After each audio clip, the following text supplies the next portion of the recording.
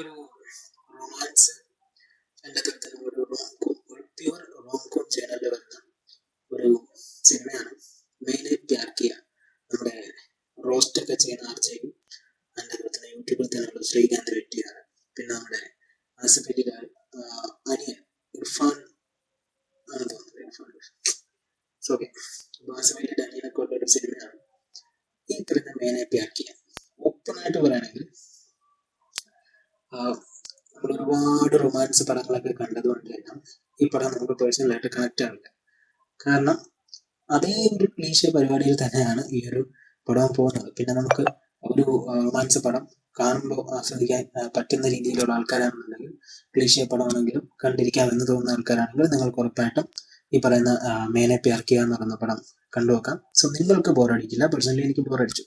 But എങ്കിലും ഒരു average പടമാണ്. അതിൻ്റെതായ ടെക്നിക്കൽ ലെവൽ കാര്യങ്ങളൊക്കെ ഓക്കെയാണ്, പെർഫോമൻസ് ഒക്കെ ഓക്കെയാണ്. അപ്പോൾ അത്രേ പറയാനുള്ളൂ, ഒരു ആവറേജ് പടം.